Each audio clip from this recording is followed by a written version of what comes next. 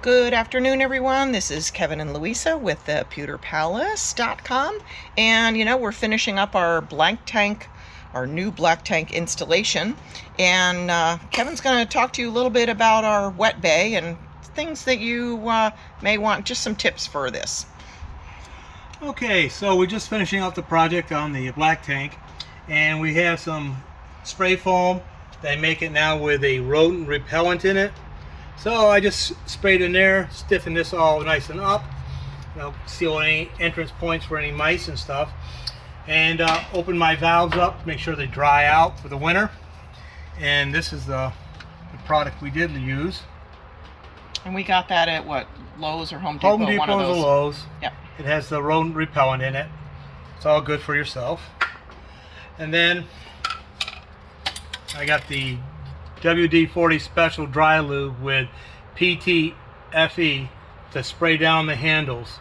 So that leaves a nice film on them. It's basically silicone.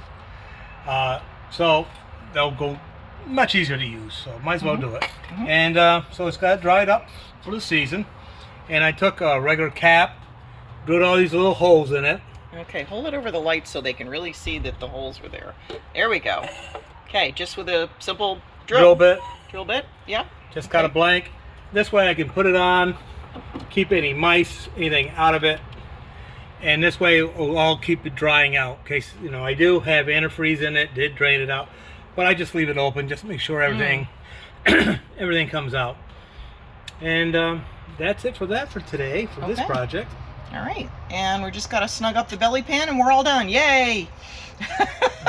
Yeah, hopefully we never have to do again. All right, this is Kevin and Louisa with the Pewter Palace, and hope you liked this video. If you did and you got some tips from it, give us a thumbs up, and we'd love to have you subscribe to our YouTube channel. You can find us at YouTube/The Pewter Palace. Have a great day.